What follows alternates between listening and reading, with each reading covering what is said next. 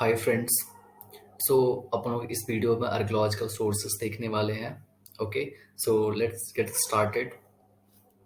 Origin and the development of the Indian archaeology. Okay, so in India, archaeology related activities had begun by the Europeans. Eminent Orientalist Sir William Jones founded the Asiatic Society of Bengal in 1784 AD. काफी important line है। Sir William Jones ने Asiatic society of Bengal को form किया था 1784 AD में। So in the beginning of the activities of the Asiatic Society were limited to language and literature, but soon society had to notice archaeology. Okay, तो ये जो Asiatic society जो form किया गया था 1784 में विलियम जोन्स के द्वारा, ये पहले जो लैंग्वेज एंड लिटरेचर तक ही लिमिटेड था, बट जो है बहुत ही जल्दी जो है आर्कियोलॉजी में भी जो है ये इंटरेस्ट लेने लगता है। Okay, a large number of the inscriptions were collected, but there was a big problem. These inscriptions could not be deciphered because of the ignorance of the script. Okay, see बहुत सारे जो है मतलब कि inscriptions collect किए जाते हैं, लेकिन सबसे बड़ी समस्या क्या थी, प्रॉब्लम क्या थी कि इस इंस्क्रिप्शंस को डेसिफर नहीं किया जा रहा था। डेसिफर का मतलब क्या होता है कि जो है क्या लिखा है उन स्क्रिप्ट्स में, क्या लिखा है, मतलब they were I mean there was nobody to I mean decipher them at that time. Okay, उनको इग्नोर किया जा रहा था। Okay, so this problem was solved by the James Prinsep. Okay, या एग्जैक्टली आपको सही से याद है, वो वही जेमस प्रिंसिप हैं जिन्होंने जो है ब्राह्मी स्क्रिप्ट को 1837 में और खरोस्ती को और अशोकन को जो है मतलब डेसिफर किया था। लाइक उसको मतलब पढ़ लिया था कि ये जो कौन से स्क्रिप्ट्स हैं, ये मतलब क्या इसमें लिखी हुई हैं। ठीक है, so he also deciphered the Kharosthi script, Ashokan inscription and the Brahmi script. कब किया था इन्होंने? 1837 AD में किया था। किसने किया था? जेमस प्रिंसेप ने किया था। ओके, जियोर्ज टर्नओवर के बारे में देखते हैं, टर्नओवर के बारे में देखते हैं, जियोर्ज टर्नओवर के बारे में देखते हैं। Okay, so an officer of the Ceylon, वही सीलोन जो श्रीलंका का मतलब कि ओल्ड नेम था, वो एक सिविल सर्विस थे। सीलोन के सिविल सर्विसेज के मतलब सिविल सर्विस के क्या थे? एक ऑफिसर थे। Okay, forwarded the research work regarding the Indian archaeology but by the identification of the Piyadasi, that is Priyadarshi, with Mauryan king Asoka as mentioned in the ancient Buddhist text. Okay, सो ये जो George turnover जो थे, जो कि एक civil servant थे श्रीलंका के civil service में, उन्होंने एक रिसर्च वर्क को क्या किया? फॉरवर्ड किया। ठीक है, रिगार्डिंग इंडियन आर्कोलॉजी। ठीक है, उसमें क्या था, उन्होंने आइडेंटिफाई किया कि प्रियदर्शी या प्रियदर्शी जो है, जो कि एक मौर्यन किंग है, वही अशोका, जिसके बारे में एंशिएंट बुद्धिस्ट टेक्स्ट में मेंशन्ड है। ओके, सो जियोर्ज टर्नर ने क्या किया, ये जो प्रियदर्शी या प्रियदर्शी जो है वो बताया कि अशोक जो है, जो कि बुद्धिस्ट टेक्स्ट में मेंशन्ड है। तो अब तक हमने यहाँ तक क्या देखा? हमने ये देखा कि एशियाटिक सोसाइटी ऑफ बंगाल, इसकी स्थापना कब हुई थी? 1784 में। किसने की थी? सर विलियम जोन्स ने की थी। सेकंड पे आते हैं, जेमस प्रिंसिप ने जो है ये इन्होंने 1837 में ये ब्राह्मी स्क्रिप्ट को डेसिफर कर लिया था, एंड उन्होंने जो है खरोस्ती स्क्रिप्ट को भी और अशोकन इंस्क्रिप्शन को भी क्या किया था? डेसिफर किया था। इसके बाद जो ये जॉर्ज टर्नौर जो हैं, ये जो एक सिविल सर्वेंट थे सीलोन के सिविल सर्विसेज में, उन्होंने जो है एक अपना रिसर्च फॉरवर्ड किया जो कि इंडियन आर्कियोलॉजी से रिलेटेड था। ही आइडेंटिफाइड कि ये जो प्रियदर्शी है, प्रियदर्शी जो कि मौर्यन किंग है अशोका, इनके बारे में एंशिएंट बुद्धिस्ट टेक्स्ट में मेंशन्ड था। ओके, सर अलेक्जेंडर कनिंघम के बारे में देखते हैं, बहुत ही इंपॉर्टेंट है। Okay, so a British army engineer deputed in Bengal was very helpful in the explanation work of the JMS Princep. Okay, so Sir Alexander Cunningham was appointed archaeological surveyor of the Archaeological Survey of India, new Delhi, जिसको कब found किया गया था? 1861 में। किसके rain में form किया गया था? Governor general and the viceroy Lord Canning के टाइम पे फॉर्म किया गया था। इतने से में बहुत सारी इंफॉर्मेशन हैं। क्या इंफॉर्मेशन है भाई? तो यहाँ पे हम देख सकते हैं कि सर अलेक्जेंडर कनिंघम, इनको अपॉइंट किया गया। क्या अपॉइंट किया गया? आर्कियोलॉजिकल सर्वे ऑफ, किसका आर्कियोलॉजिकल सर्वेयर अपॉइंट किया गया? आर्कियोलॉजिकल सर्वे ऑफ इंडिया का, मतलब एएसआई का इनको सर्वेयर अपॉइंट किया गया। ठीक है, जो कि कहाँ पे बेस्ड आउट है, न्यू दिल्ली में बेस्ड आउट है। कब ये फॉर्मेशन हुई थी इसकी, 1861 में इसकी फॉर्मेशन हुई थी। किसके टाइम पे हुई थी, governor general and the viceroy Lord Canning के टाइम पे जो है एएसआई की फॉर्मेशन हुई थी। Okay, so for his great contribution in the field of the Indian archaeology, Sir Alexander Cunningham is called the father of the Indian archaeology. इनको क्या कहा जाता है, फादर ऑफ इंडियन आर्कोलॉजी कहा जाता है, इनके बहुत ही बड़े कॉन्ट्रीब्यूशंस की वजह से। ठीक है, सर एलेक्जेंडर कनिंगम को father of the Indian archaeology कहा जाता है। ओके, नेक्स्ट मूव करते हैं। इन 1885 AD, Cunningham retired from his post. Okay, and after his retirement, James Burgess hold the post. But after his retirement in 1889 AD, the chaos spreaded there that prolonged for about 13 years. ठीक है, so क्या होता है कि मतलब 1885 में Cunningham जो है वो रिटायर कर जाते हैं। उसके बाद जो है जेम्स बर्गेस जो है इस पोस्ट को होल्ड करते हैं, वो भी 1889 में रिजाइन कर देते हैं और 13 साल तक क्या वो बना रहता है। ठीक है, फिर फाइनली क्या होता है, in the beginning of the year 20th century, the favorable conditions had been established by Governor General and the Viceroy Lord Curzon. He set up a separate department of archaeology and appointed Sir John Marshall as the Director General of the ASI in 1902. Okay, सो 1889 के बाद 13 सालों बाद जो है viceroy Lord Curzon क्या करते हैं, sir John Marshall को क्या करते हैं, एक सेपरेट डिपार्टमेंट बना करके इनको क्या करते हैं, इसका डायरेक्टर जनरल बना देते हैं।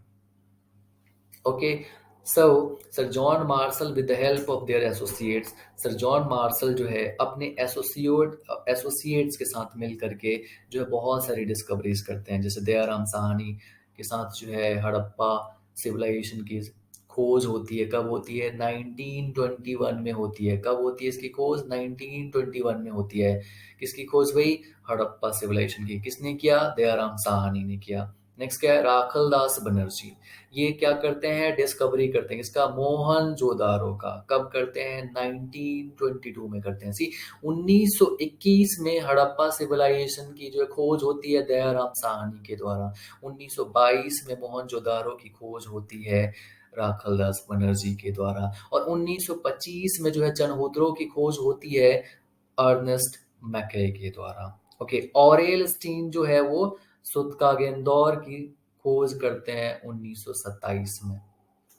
ओके, सो हमने जो है कुछ इंपॉर्टेंट जो खोज देखी हमने, वो कौन कौन सी, वो हड़प्पा सिविलाइजेशन की 1921 में दयाराम साहनी, राखल दास बनर्जी जो करते हैं मोहनजोदड़ो की 1922 में, अर्नस्ट मैके करते हैं चनहूद्रो की 1925 में, और एलस्टीन करते हैं सुत्का गेंदौर की 1927 में। So succeeded firstly to come in light the ruins of the ancient cities. The formal announcement of the discovery of the Indus civilization was made in 1924. See, यहाँ पे जो है अनऑफिशियल तरीके से, मतलब कि दयाराम साहनी ने 1921 में इसकी डिस्कवरी तो कर दी, लेकिन फॉर्मल तरीके से इसकी अनाउंसमेंट कब की जाती है, 1924 में की जाती है।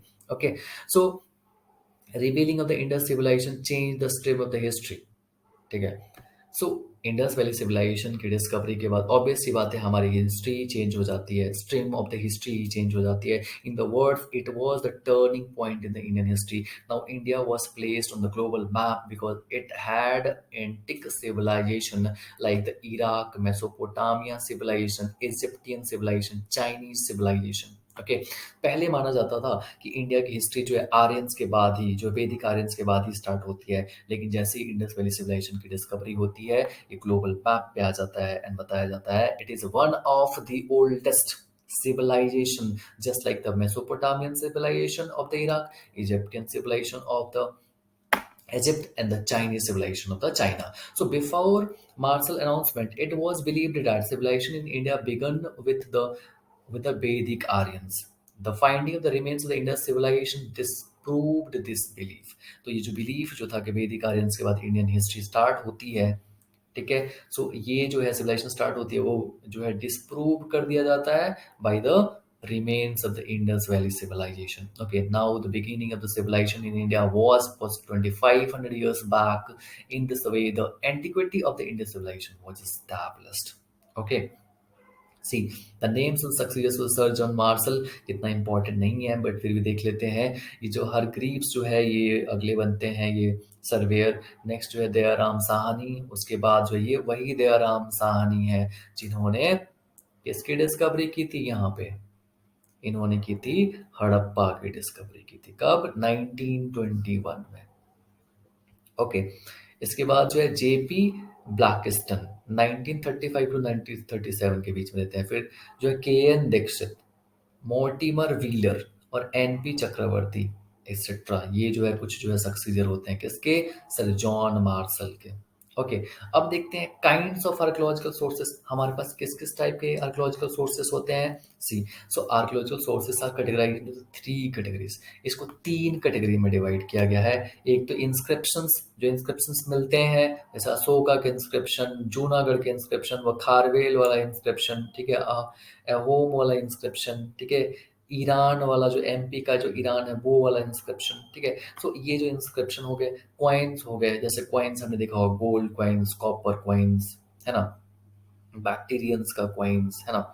तो ये सब क्वाइंस हो जाता है। मॉन्यूमेंट्स वगैरह, मॉन्यूमेंट्स हम देखेंगे कुछ आर्किटेक्चर वगैरह, जैसे कि साउथ इंडिया में ट्रेविडियन स्टाइल का, ठीक है, नॉर्थ इंडिया में देखेंगे, फिर उत्तर उड़ीसा में देखेंगे, ऐसे। तो हमने तीन कैटेगरी में इसको डिवाइड किया। कौन कौन सा?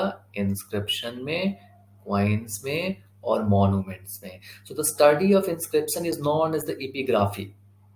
इंस्क्रिप्शन के स्टडी को क्या बोल रहे हैं? एपिग्राफी बोल रहे हैं। एंड जो पर्सन जो ये जो एपिग्राफी जो पढ़ता है या उससे रिलेटेड होता है उसको क्या बोलते हैं? एपिग्राफिस्ट बोलते हैं। Okay, so epigraphy is the study of the inscription and the person who studied it as the, उसको क्या बोलते हैं? एपिग्राफिस्ट बोलते हैं। Same way the study of जो कॉइन है उसको क्या बोला जाता है? न्यूमिस्मैटिक्स बोला जाता है। And the person who studied it as numismatist बोला जाता है। Okay, so Numismatic Society of India was founded in Allahabad in 1910 AD। जो Numismatic Society of India जो है इसको कब फाउंड किया गया था? अलाहाबाद में 1910 AD में फॉर्म किया गया था। ठीक है, काफी इंपॉर्टेंट लाइन है। न्यूमिस्मैटिक सोसाइटी ऑफ इंडिया ये कब फॉर्म किया गया था? 1910 में। कहाँ किया गया था? अलाहाबाद में किया गया था। Okay, so let's get started with the inscription. Okay, so the inscriptions are the most important sources among the archaeological sources। जो inscription होते हैं वो क्या होते हैं? most important sources होते हैं archaeological sources के। इसको हमने दो पार्ट में डिवाइड किया है कि भाई सिर्फ inscription हमारे इंडिया में तो होगा नहीं, जो इंडिया में होगा उसको क्या बोलेंगे? इंडिजीनियस बोलेंगे। और जो बाहर के इंस्क्रिप्शन जो होंगे, जो इंडियन हिस्ट्री के बारे में बात कर रहे होंगे, इंडिया के बारे में बात कर रहे होंगे, उसको क्या बोलेंगे? फॉरेन इंस्क्रिप्शंस बोलेंगे। ओके, सो स्टार्ट करते हैं फॉरेन इंस्क्रिप्शन से। सो जो बोग्स कोई इंस्क्रिप्शन जो है 1380 बीसी में, ये बहुत ही पहले हो जाता है। अगर हम लोग जो है 21st सेंचुरी से, ये तो मतलब लेट्स सपोज कि ये जो 2000 सन तो है ही है, इसके अलावा 1380 और पीछे चले जाएं हम लोग, है ना, 3400 सालों पहले की बात हम लोग कर रहे हैं। तो अर्लीस्ट डेस्क्रिबल जो है, या डेस्क्रिबल का मतलब जो रीडेबल इंस्क्रिप्शन है रिगार्डिंग इंडिया इज बोग्सकोई इंस्क्रिप्शन। ठीक है, बोग्सकोई इंस्क्रिप्शन जो कि एशिया माइनर या फिर जो टर्की का इंस्क्रिप्शन भी कहा जाता है। ये जो टर्की का इंस्क्रिप्शन है कौन सा? बोग्सकोई inscription, which was discovered in 1906 AD by the German archaeologist Hugo Winkler। तो ये जो है 1906 में इसको डिस्कवर किया जाता है। किन के द्वारा किया जाता है? हुगो विंकलर के द्वारा किया जाता है। The inscription was found in the form of the clay tablets from Boxkoi, the capital of the ancient Hittite Empire. These inscriptions contain the description of an accord between the Hittani and the Mitanni states and the mentions 4 Vedic deities। ठीक है, तो इसमें जो है हमें ये important है कि 4 deities के बारे में मेंशन्ड है। वो कौन कौन सी हैं? इंद्रा, मित्रा, वरुण एंड नसात्या। ठीक है, डैट इज अश्विनी कुमार। तो इसमें जो है ये जो बॉक्सकोई वाला जो इंस्क्रिप्शन है, इसमें हमें 4 जो है वैदिक डीटीज के बारे में मेंशन है। इंद्रा, मित्रा, वरुण और नसत्या। रिपीट आफ्टर मी, कौन कौन से हैं? इंद्रा, मित्रा, वरुण और Nasatya. Okay, this gods are also mentioned in the Rigveda. तो हमें पता है कि ये जो है इन गॉड्स के बारे में ऋग्वेदा में भी मेंशन्ड है। Thus, the Boxkoi inscription proved that Asia Minor was the original homeland of the Aryans। ठीक है। तो ये जो बॉक्स को इंस्क्रिप्शन क्या प्रूव कर देता है, ये जो एशिया माइनर जो है, जो आर्यंस इंडिया में आए हैं, यही इनका ओरिजिनल होम था। इसलिए जो थ्योरी जो है कि सेंट्रल एशियन थ्योरी, ये जो आर्यन सेंट्रल एशिया से जो है मतलब आए हुए हैं इंडिया में, ये क्या हो जाता है, ये प्रूव हो जाता है। It indicates the transition of the Aryans from the Central Asia to India via Iran. ठीक है। तो ये जो बॉक्स को इंस्क्रिप्शन है, ये जो मतलब कि सेंट्रल एशियन जो थ्योरी है आर्यंस की, उसको क्या करता है, एक स्ट्रॉन्ग सपोर्ट प्रोवाइड करता है। ठीक है, कि आर्यंस जो थे वो सेंट्रल एशिया से इंडिया में आए थे विया ईरान। तो इस पर्टिकुलर बॉक्स को इंस्क्रिप्शन में हमने क्या क्या देखा कि 1380 बीसी में ये मिला, मतलब उस टाइम का है। इसको डिस्कवर कब किया गया था, 1906 एडी में। किसने किया था, जर्मन आर्कियोलॉजिस्ट हुगो वेंकलर ने किया था। एंड इसमें 4 डिएटीज के बारे में मेंशन है। कौन कौन सी, इंद्रा, मित्रा, वरुण और सत्या। ये जो है, ये क्या है, हमारे ऋग्वेदा में इनके बारे में भी मेंशन्ड है। ओके। एंड इस बॉक्स को इंस्क्रिप्शंस की वजह से ये प्रूव हो जाता है कि जो आर्यंस जो है, आर्यंस का ओरिजिनल होमलैंड जो है, ओरिजिनल होमलैंड जो है वो क्या है, सेंट्रल एशिया है। सेंट्रल एशिया से वो इंडिया में कैसे आए थे, विया ईरान आए थे। ओके, ये फर्स्ट हो जाता है। Let's come to the second point. Second one is the Behustun inscription. Behustun inscription and Rustam inscription. Behistun inscription and Naqsh e Rustam inscription. ये जो दो इंस्क्रिप्शन है वो कंसर्न्ड है with the reign of the Persian Iranian emperor Darius one. ये जो दो inscription है वो किससे जुड़े हुए हैं, वो Persian Iranian emperor Darius one के शासन से जुड़े हुए हैं। Repeat after me. ये जो बेस्टून इंस्क्रिप्शन जो है, बेस्टून इंस्क्रिप्शन जो है और नक्स ए रुस्तम इंस्क्रिप्शन जो है, ये दोनों इंस्क्रिप्शन जो है वो Persian Iranian emperor Darius one के शासन से जुड़े हुए हैं। Okay, these are found from the Bestun and Naqsh e Rustam. ये जो दोनों जो है, ये इंस्क्रिप्शन का नाम इन जगहों के नाम पे रखा गया है, बेहिस्तून एंड नक्स ए रुस्तम के नाम पे। Okay, so according to Behistun inscription, Darius I annexed the Gadas, that is Gandhar, and the Satagu, that is the Sapt Sindhu. After the annexation, he constituted this area in 20th strapi of his province. ठीक है, तो इसमें क्या है कि बेहिस्तून inscription के according, ये बेहिस्तून inscription के अकॉर्डिंग ये कह रहा है कि डेरियस वन ने जो गंधार को, जो मॉडर्न डे जो है मतलब हमारा अफगानिस्तान में, गंधार को और सप्त सिंधु को एनेक्स कर लिया था और उसको अपना 20वां प्रोविंस बना लिया था। किसने बना लिया था, इस डेरियस वन ने बना लिया था। ये कौन था, ये ईरान का एम्परर था। Okay, so this province was so fertile that from his province the empire received 360 talent gold dust as a revenue according to the Herodotus। ठीक है, so ये लैंड इतना फर्टाइल था कि जो 20वां प्रोविंस जो था गंधार और सतागु वाला, वो डेरियस वन को 360 टैलेंट गोल्ड का क्या देता था, एनुअल रेवेन्यू देता था। किसके अकॉर्डिंग, हेरोडोटस के अकॉर्डिंग। ठीक है, और नाक्स ए रुस्तम इंस्क्रिप्शन के according Persian emperor Darius one possesses the Hindu, that is the Sindhu valley. ठीक है, तो नक्स ए रुस्तम के अकॉर्डिंग ये जो पर्शियन एम्परर डेरियस वन थे, इन्होंने कब्जा रखा था, पॉसेस कर रखा था, इनके पास था क्या, Hindu, that is the Sindhu valley. Sindhu valley भी इनके कब्जे में था। Iranian inscription are written in the Persian language and the cuneiform inscription. Iranian जो इंस्क्रिप्शन है उसको पर्शियन लैंग्वेज में लिखा जाएगा। अब इससे बात है, ईरान में पर्शियन दोनों, हम पता ही दोनों एक दूसरे से रिलेटेड हुए हैं। ईरान में ही पर्शिया है। ठीक है, ईरान को पहले पर्शिया बोला जाता था। ठीक है, तो वहाँ की लैंग्वेज को क्या बोल रहे हैं, पर्शियन लैंग्वेज बोल रहे हैं। Cuneiform script. Before 1837 AD, Iranian inscriptions were deciphered by Henry Rawlinson. ठीक है, जो 1837 में हमने देखा कि ब्राह्मी स्क्रिप्ट को किसने डेसिफर किया था, जेम्स प्रिंसेप ने। तो ईरानियन इंस्क्रिप्शन जो है डेसिफर्ड हो गए थे, किनके द्वारा, हेनरी रॉलिंसन के द्वारा। ईरानियन इंस्क्रिप्शन को डेसिफर किसने कर दिया था, हेनरी रॉलिंसन ने। वो कौन थे, एक ब्रिटिश ऑफिसर थे ईस्ट इंडिया कंपनी में, एंड वो अफगानिस्तान में उनकी डेपुटेशन हुई थी।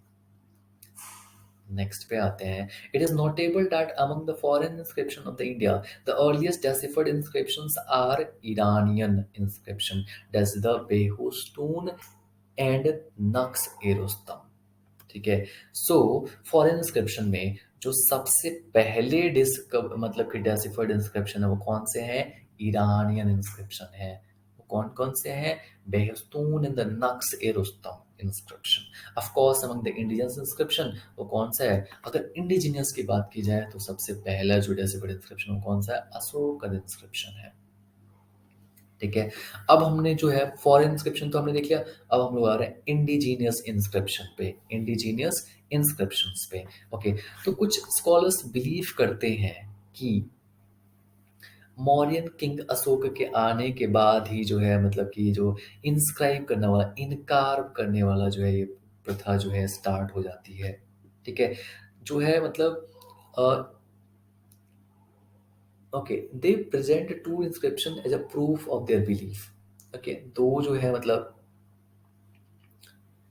मतलब ये कह रहे हैं एक्चुअली कि इंडिजिनियस इंस्क्रिप्शन में ये कह रहे हैं कि अशोका के पहले, मौर्य अशोका किंग से पहले ही जो है मतलब कि इंस्क्रिप्शन वाली प्रथा स्टार्ट हो जाती है. ये जो है प्रचलन स्टार्ट हो जाती है. प्रूफ कैसे करते हैं कि यहाँ पे पिपारवा बुद्धिस्ट अर्न कोट पे जो इंस्क्रिप्शन जो मिलता है सिद्धार्थ नगर यूपी में वो 5th to 4th century BC का मिलता है. 5th to 4th century BC का हमें ये इंस्क्रिप्शन मिलता है.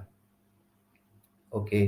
5th to 4th century BC का मिलता है. लेकिन मौर्यन पीरियड कब स्टार्ट होता है? वो 322 बीसी से लेकर के 185 बीसी तक चलता है. ठीक है. तो ये मौर्यन से पहले होता है, ऑब्वियस सी बात है, 5th और तो 4th सेंचुरी बीसी का. ठीक है. Barley inscription Ajmer district Rajasthan, ये भी बहुत पुराना होता होगा. ठीक है. So while some other scholars think that the inscription inscribing in India began with the Mauryan king Ashoka, लेकिन बहुत सारे लोग सोचते हैं कि जो इंस्क्रिप्शन जो है इंस्क्राइबिंग जो है मौर्यन टाइम अशोका से स्टार्ट होता है. ठीक है. तो ऐसा नहीं है. इससे पहले हमें दो प्रूफ ऐसे जो है एग्जांपल के लिए हैं. कौन कौन से? एक विपरवा बुद्धिस्ट अर्न जो है port inscription Siddharth Nagar UP वाला जो कि 5th और 4th सेंचुरी बीसी का है, और barley inscription Ajmer district Rajasthan वाला.